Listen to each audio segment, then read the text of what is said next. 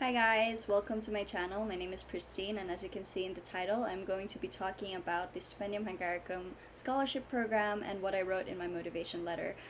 This is going to be like a continuation from my last video.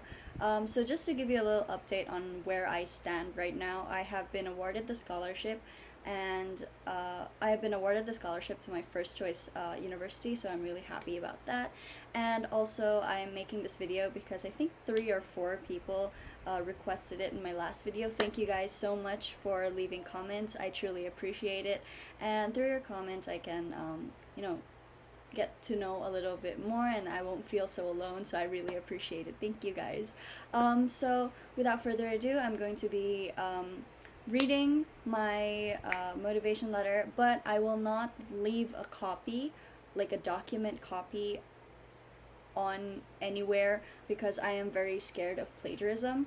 And also, disclaimer, this essay that I wrote will not guarantee, if like for example, if you choose to copy it, it will not guarantee you getting accepted or awarded the scholarship. So please do not copy. They look for unique applicants, and you are a unique applicant, so don't copy what I wrote. And also, yeah, I guess that's all I have to say. Just please don't copy my work. You have to try your best, and it will go well. Don't worry.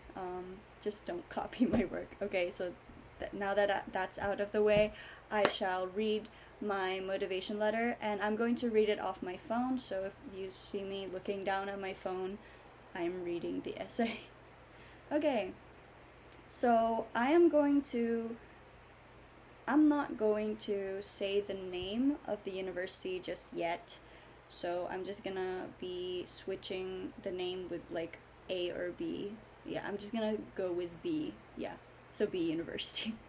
Okay, so I wrote the date first, January 13, 2022, to B University. My name is Pristina Kari Fujimaki, a senior high school student in Japan, and I'm writing this letter to apply to your institution's International Business Economics program. Growing up in Dubai, I saw a vibrant city that has become a gateway for business in the Middle East and Africa. It has become a hub for investment too, not just because of its favorable policies for setting up businesses, but because it attracts a large population of skilled workforce, indicating openness to globalization. I lived in Dubai from 3 years old until 14. Despite my tender age, my parents taught me to be aware of my surroundings and observe how Dubai is different from other parts of the world.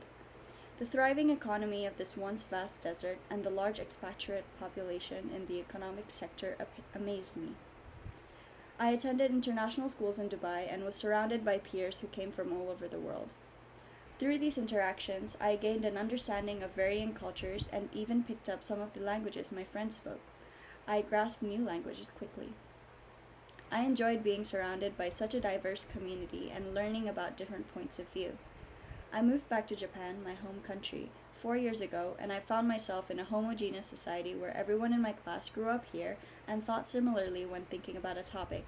Because I was schooled outside of Japan in an entirely English academic setting, I lacked in Japanese language skills at first, but I compensated for them with the interaction skills I gained in Dubai. I understood how to deal with people from different walks of life and people who had opposing opinions from mine. This skill was also helpful when I was chosen as captain of the English debate club in high school. I was able to balance my leadership and friendship with my peers, and I was awarded as the best debater in my prefecture. During this time, I was exposed to various social issues and was most interested in the topic of globalization, particularly in how globalization brings about an increasing connectedness of business, markets, people, and information. So naturally, I wanted to hone my interests and study international business economics. I look forward to the opportunity for dynamic first-hand learning about international business through the academic setting of B University, where the community is diverse. There are seldom Japanese universities that offer this kind of setting, so I want to study at your institution, where I can work across countries and cultures, because Hungary is a popular destination for students looking for higher education. In addition, I'll be introduced to my peers' different ideas and learn from a rigorous curriculum. Furthermore, Hungary is located in Central Europe, and I believe this is the best location when it comes to learning about international business. I'll understand the global market from the surrounding countries in depth, and learning opportunities are endless. I'm also interested in pursuing internship opportunities in the advanced city of Budapest. In the future, I want to return to Japan, use the knowledge I gained from your institution, and proactively promote globalization in Japanese companies. I believe that my international outlook, background, and language skills can effectively bridge Japan with other countries.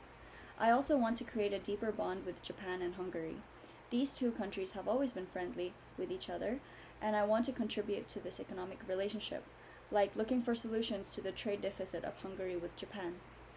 Although I wish to accomplish all of this, the only thing holding me back is my family's financial situation. With the Stipendium Hungaricum scholarship, I know I can put my skills to use at your university and impact the world around me. Thank you for your time, and I hope you will consider my application favorably. Respectfully, Pristina Kari Fujimaki. So that is what I wrote for my motivation letter. So the advice I'm going to give you is more of the contents rather than the structure, because the structure is already written in the guidelines, so I'll not talk about that here. So please go look at the guidelines. They're really helpful, and they tell you exactly what kind of like structure you need to write. And so yeah, like I said, please go look at the guidelines, because I did not know about it until the last minute. I talked about that in my last video, and if you guys haven't watched my last video, I talk about the mistakes I made and some advice for applying for the Stipendium Hungaricum scholarship. So I think I'll link it over here or here. I'm not really used to this, but yeah. So I'm going to talk about the contents. So obviously you write your introduction first, which is pretty simple, and then you write your background and and personally I think that what led you to kind of apply for the major you're applying for. Like, for example, if you're gonna go to a medical field, maybe your father or mother was in the medical field and you were very interested with their line of work, and that's why you want to study medicine or something like that. And then after that, I think obviously you're going to talk about your strengths and your strength.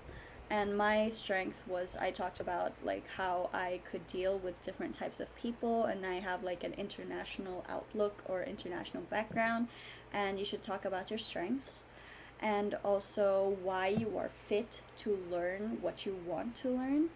And also next, you're obviously going to talk about why you chose that particular university, and then following that, I think you should really write why Hungary.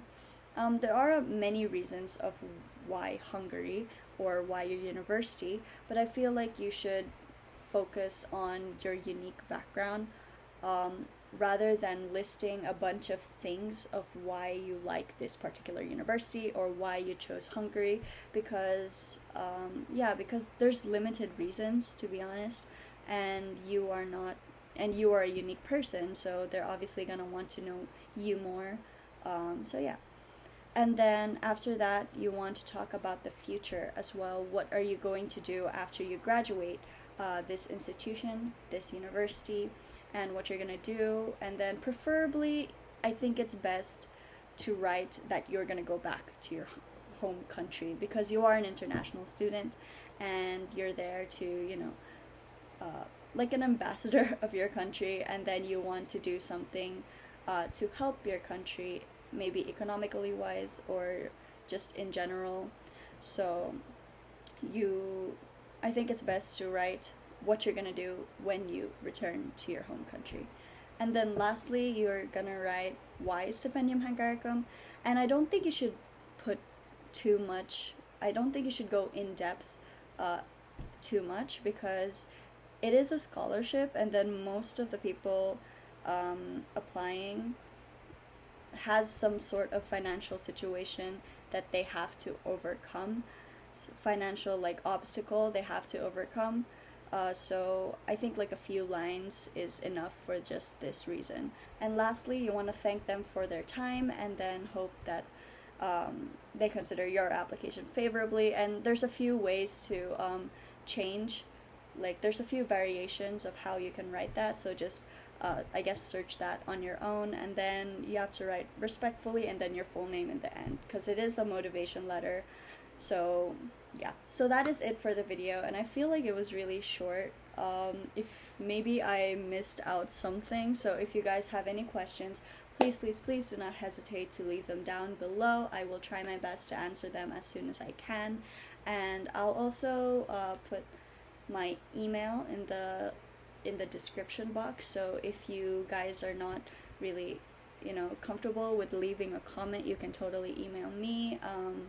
But please do not give me consecutive emails, like don't spam me with a lot of emails. Just send me one, like one each person, and then I'll reply, and then you can reply. Like don't scare me with a lot of emails. But yeah, so I guess that's it for the video. Don't forget to leave a like and subscribe, because that helps with the algorithm, and then many other people who might need this video can watch it. So yeah, that's all for today. Thank you guys so much for watching. Bye!